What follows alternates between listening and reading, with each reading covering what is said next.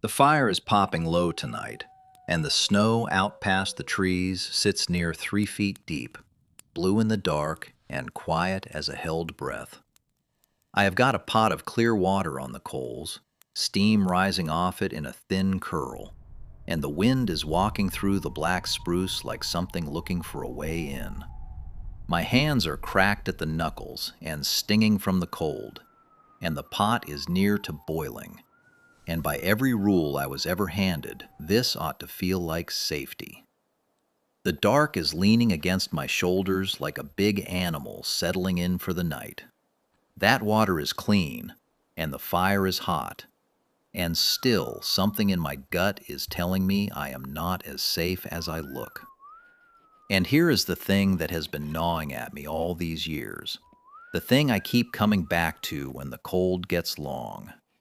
I have watched a man do everything he was told, everything the books and the gear and the good sense of town all promised would carry him through, and watched it fail him cold. He did the thing that should have worked, and it did not work, and I saw it happen with my own 2 eyes. It failed him the way a rope will fail that looks whole on the outside and is rotted clean through the middle. That is the kind of failure that gets a man killed, because he trusts it right up to the second it lets go. And the worst part is, he never knew the rope was bad. He thought he had done it right. So let me tell you plain what I mean, and I want you to hear it slow. There is an ordinary thing, a free thing, an easy thing that near every man out here reaches for by instinct, and that thing has put more good men in the ground than any bear that ever walked. More than the falls, more than the rivers that eat you in one cold gulp. You are afraid of the wrong things out here, and this is the proof of it.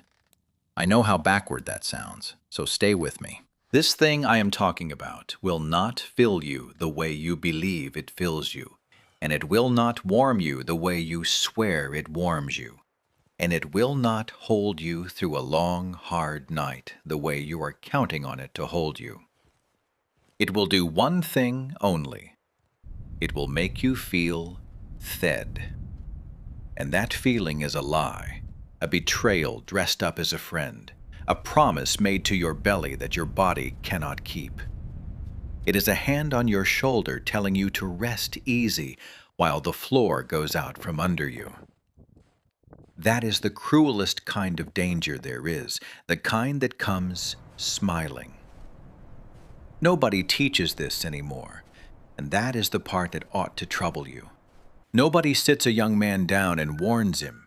The knowing has gone quiet, slipped out of the talk around fires and off the tongues of the old hands, and it did not go quiet by accident. There are men who do just fine by you believing the opposite. There is comfort sold in the lie, and there is money in it too, and I will get to that before we are done. For now, just mark it. The silence around this is not empty. It was made.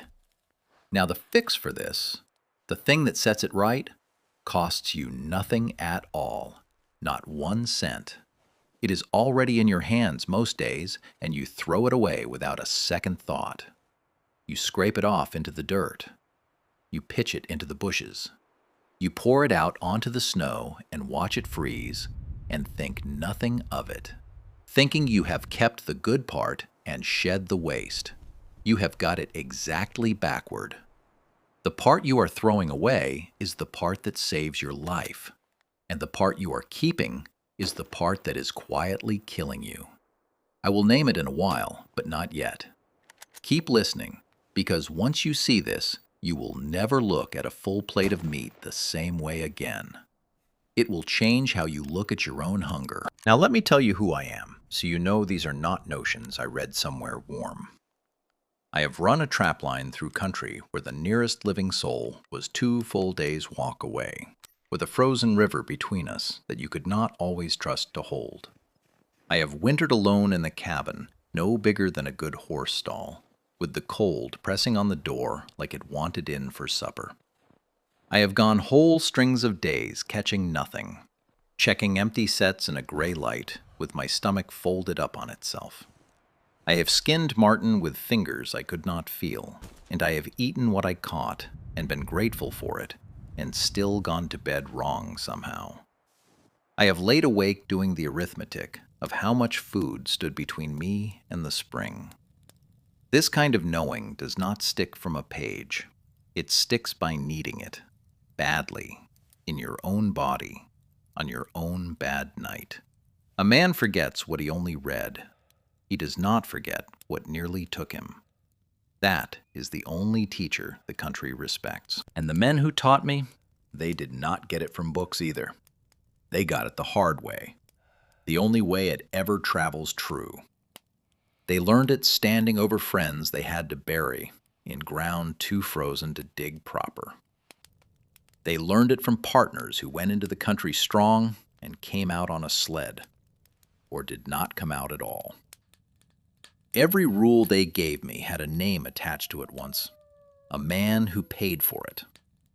When an old hand tells you a thing twice and looks at you hard the second time, you had best carry it. Those rules were bought with lives. I am only the one holding them now. So here is the myth, the thing most folks have flat backward today, and I want you to picture it the way they picture it.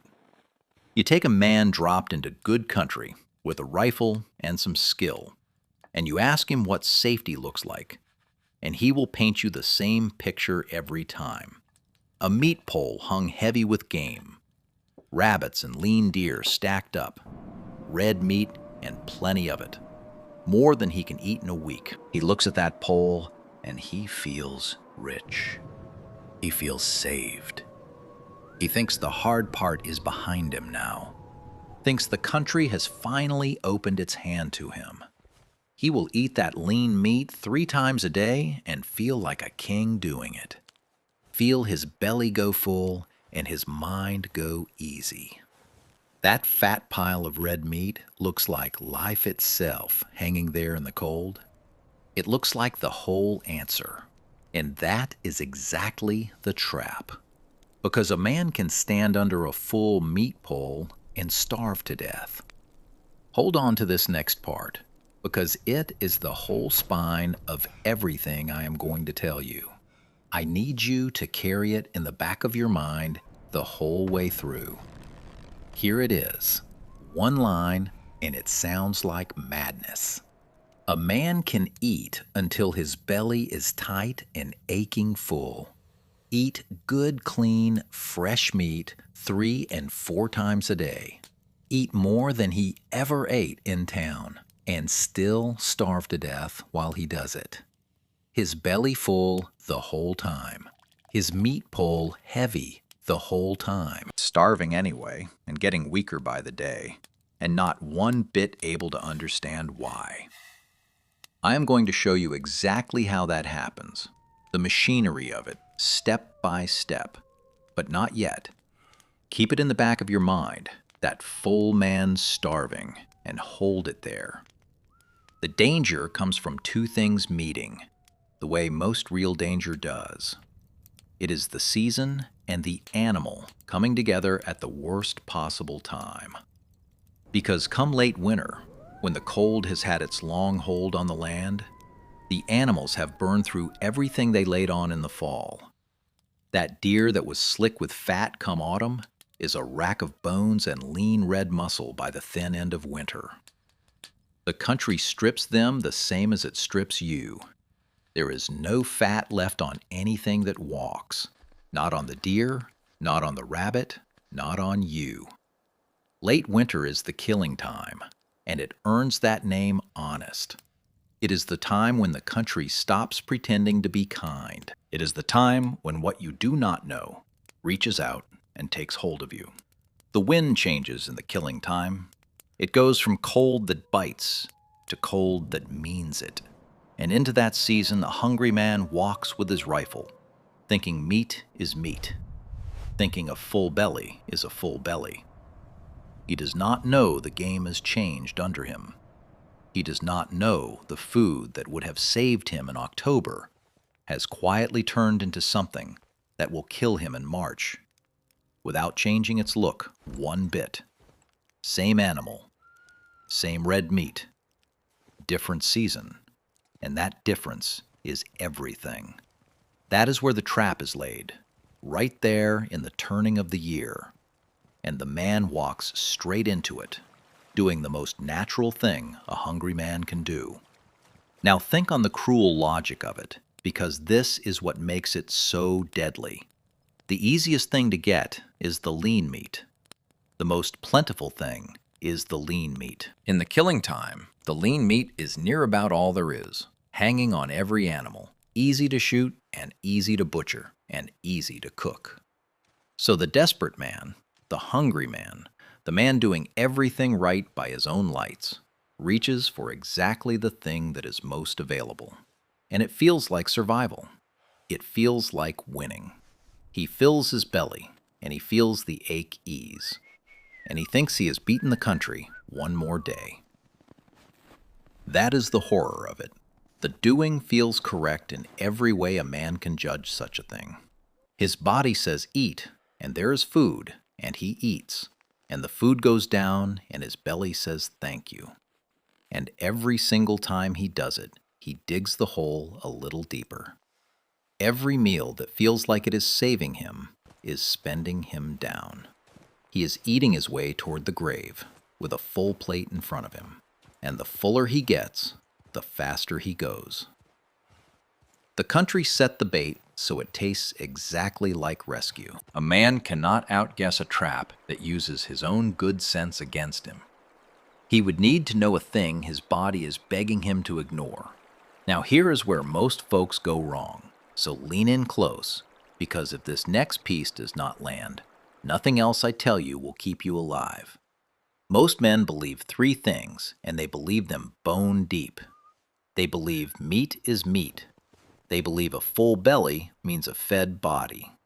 They believe that lean red meat, the clean stuff, the healthy-looking stuff, is the best thing a starving man can put in himself.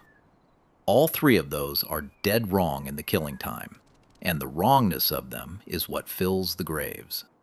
Lean meat by itself is a key with no teeth cut into it.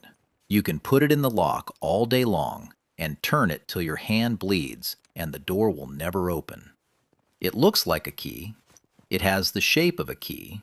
It fits in the hole. But it was never cut to move the works inside, and it never will, and you can starve on the doorstep of your own cabin with that useless key in your fist. Now I want you to think about the people who lived on this land for 1,000 winters and more before anybody wrote a word about it. They ran into this same country, this same killing time, these same stripped-down animals, and they did not die of it, not hardly ever. They knew a thing in their hands and their gut that the newcomers had to learn dying. When they took an animal, they did not do what the greenhorn does. They did not throw themselves at the lean red muscle and toss the rest aside. They went for other parts first, the parts townfolk turned their nose up at, and they had good reason, 1,000 years old. They fed the lean meat to the dogs sometimes, when that was all there was, because they knew a man could not live on it. They saved the precious parts for the people. It was in them by inheritance, passed down mother to child so long that nobody had to explain it anymore.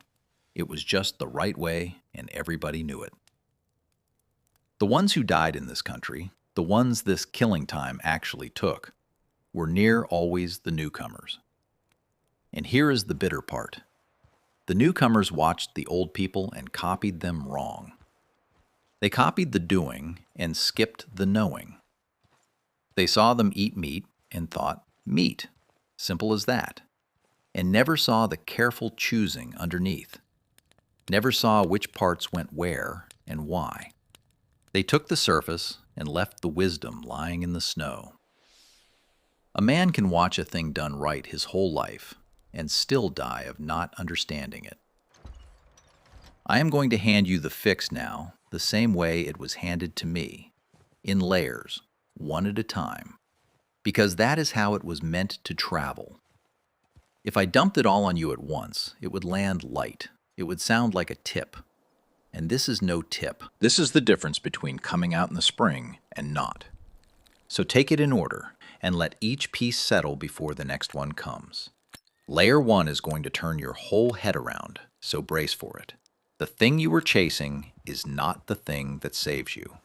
That lean red meat you have been treating like the prize, the muscle, the part that looks like food is supposed to look, that is not what carries a man through the killing time.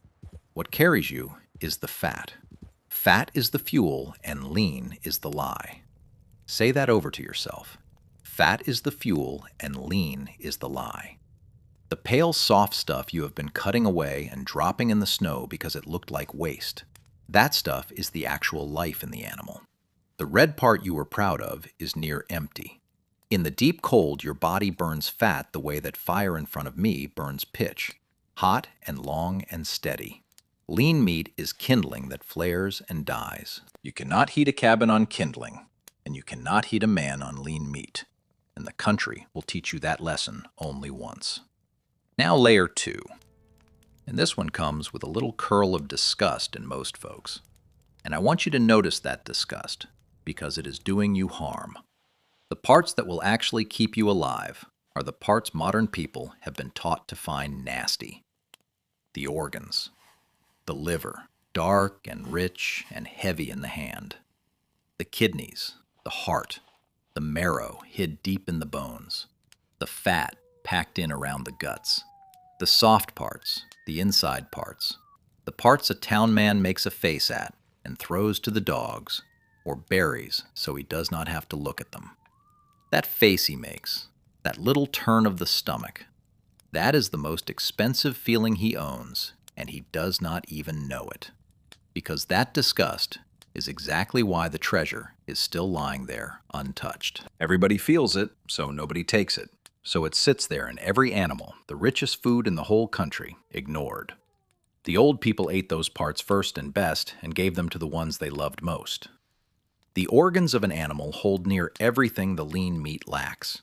All the things a body needs to actually use the food, all packed into that soft, dark handful a greenhorn cannot stand to touch. The disgust is a door, and behind it is the thing that saves you. And most men die with their hand never once reaching for the latch. You have been trained to throw away your own rescue. And you did it feeling righteous about it, feeling clean, feeling like the throwing away was the smart part. Now layer 3, and this is the one for your hands, the practical one, the how of it. Because a thing you cannot do is no use to you out here. When you take an animal in the killing time, before you ever think about that lean muscle, you go for the fat and the organs and the marrow. And you treat them like what they are, like gold. The fat you can render slow, and I mean slow, in a pot over low coals, cutting it small first with your knife so it lets go easy. You watch it turn, and you skim what floats, and you keep the heat gentle so it does not scorch and go bitter on you.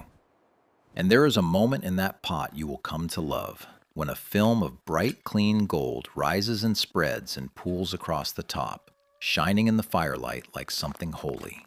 And that gold is pure fuel, pure life, the very thing that stands between you and the grave. You pour that off and you keep it and you guard it.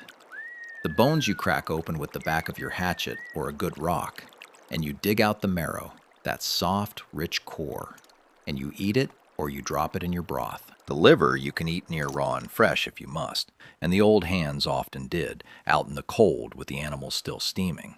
It is warm work and cold work at the same time, your hands hot from the guts and freezing from the air, steam coming off the carcass into the still air.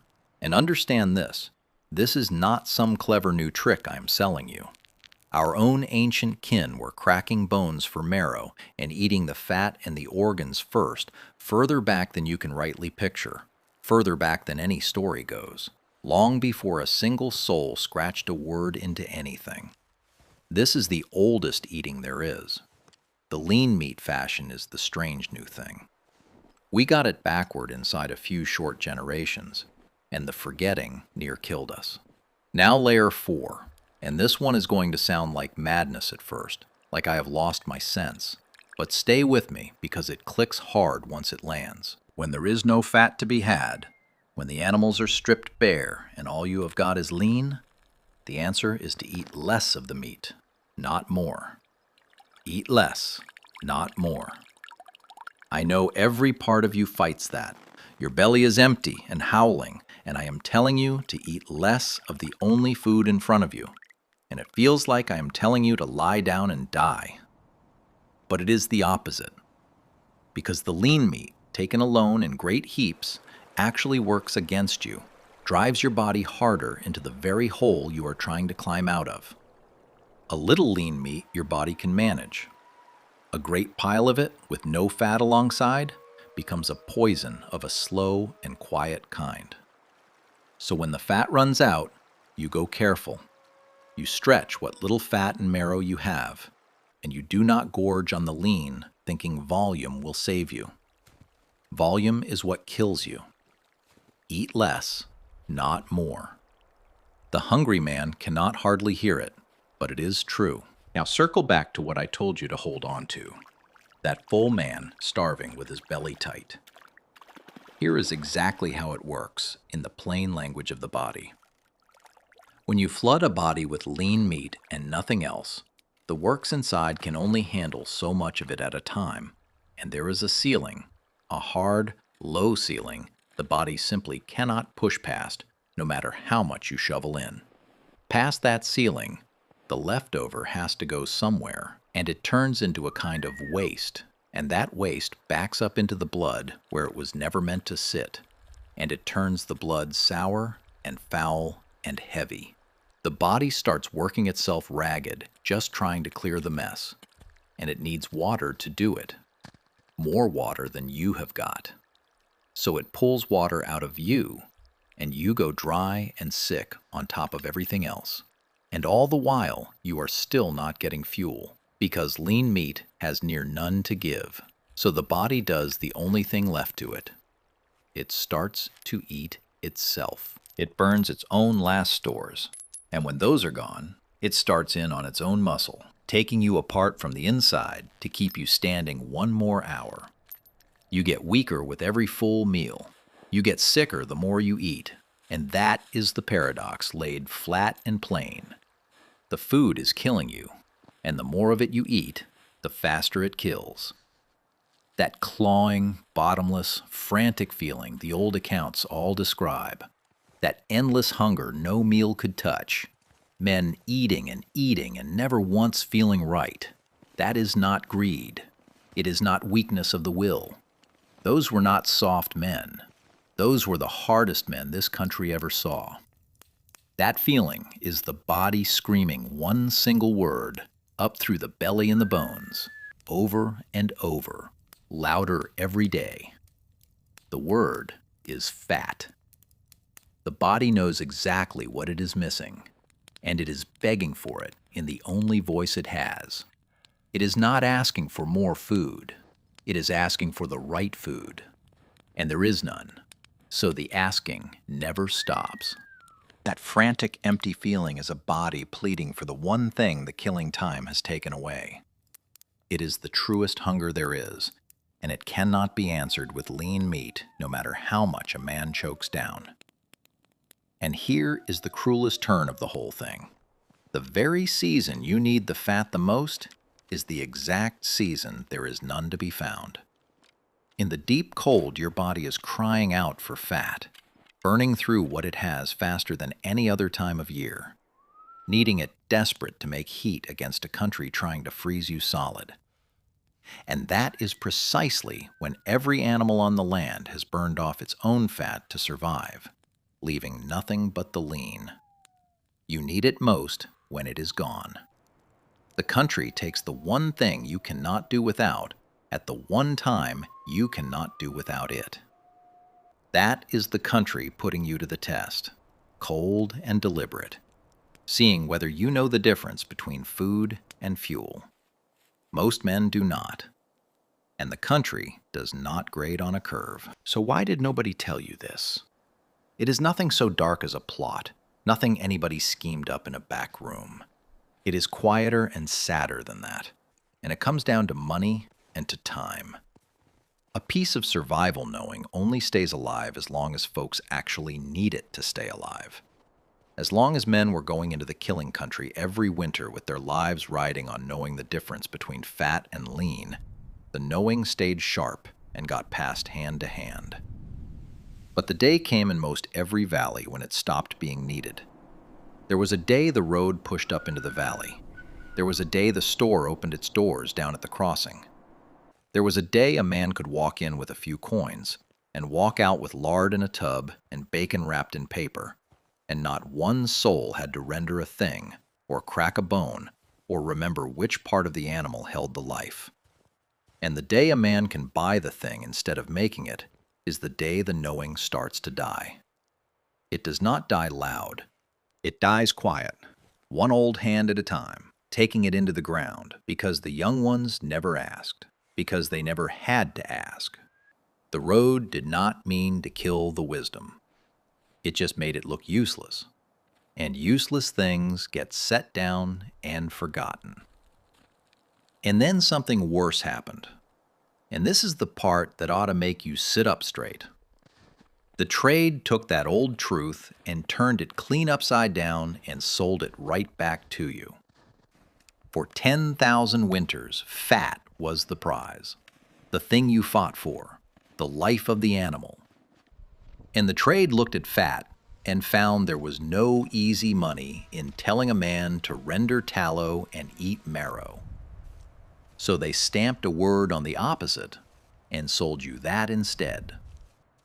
They took the lean meat, the near empty part, the part that would starve you in the killing time, and they printed the word lean on the label like a badge of honor, like a virtue, like something to be proud of buying. They made you afraid of the very thing that saves your life and proud of the very thing that would leave you hollow. There is no money in the truth, and there is a fortune in the lie. Understand me plain. This is not some grand cover-up with villains twirling their mustaches. It is just the quiet arithmetic of what sells. Fear sells, and virtue sells, and the truth just sits there being free. Now let me be straight with you, the way I would want a man to be straight with me, because I would rather you trust me than be impressed by me. This is most likely never going to happen to you. Most of you will never be far enough out, long enough, in the killing time, with nothing but lean meat between you and the spring. You will not starve on a full belly in your kitchen. So take this less as a warning about your next weekend, and more as a window into how thin the line really is, and how wrong a whole people can get about a simple thing. But if it ever did come for you, here are the exact conditions. You would have to be out past the reach of any store, deep in the cold, for weeks, not days, living off what you kill, in the thin end of winter when the animals are stripped, eating lean and only lean because that is all the country left you. That is when it comes. And here is the reverse of it that ought to chill you. Every single man this ever took thought exactly what you are thinking right now. Every one of them figured it could not get him, figured he was too smart or too tough or too well-fed, figured a full belly could not be a lie. They thought that right up until the morning they could not rise, right up until the moment it had them by the bones. Certainty was the last thing they felt before the country corrected them. Now, I told you this is no legend, and I mean to prove it. There was a booklet the United States Army put out back in the years of the Second World War, a survival guide for men who might go down in hard, empty country and have to live off the land. And in it, plain as day, is the warning. Do not try to live on lean meat alone. Rabbit especially. So lean it will kill you if it is all you eat. And men gave that warning a name. They called that slow starving on lean meat by the name of the rabbit, because the rabbit is near the leanest thing that walks. The man I will name for you is Wilhelmer Stephenson, who went and lived in the far north country among people who had done it right for 1,000 years. And he watched it, and he lived it himself.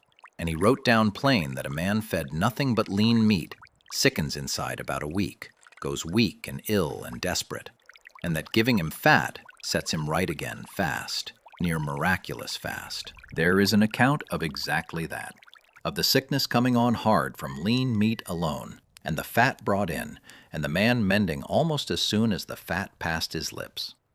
That is no legend.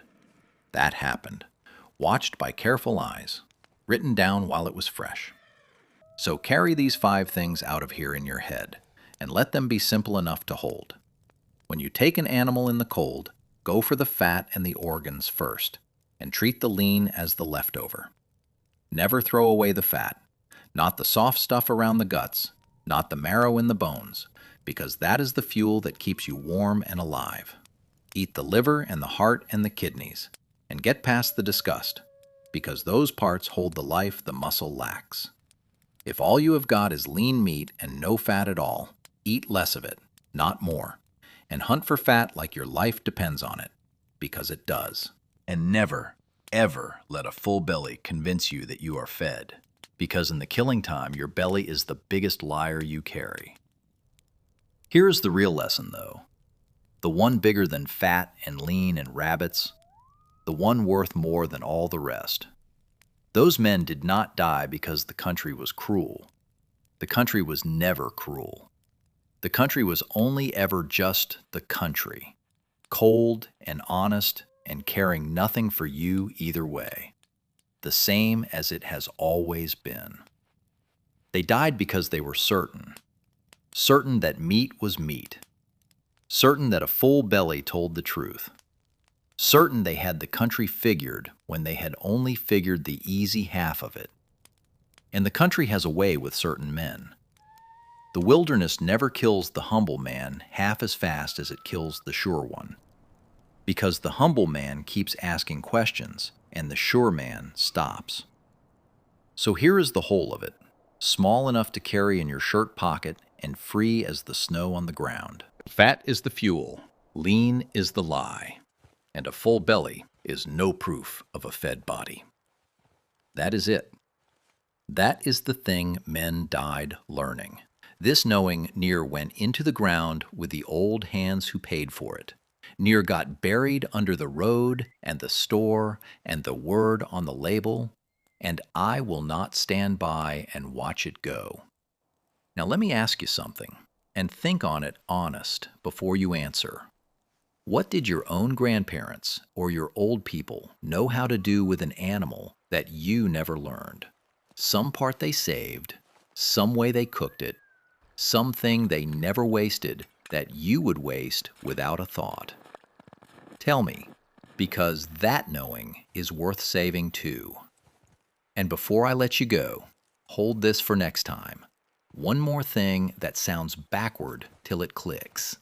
The clear running stream, the clean cold water you would drink without a second thought, can be the very thing that empties you out and lays you flat. And the muddy pool you would turn your nose up at can be the safer drink. I will show you how next. For now, take care of your fire, and do not ever trust a full belly to tell you the truth.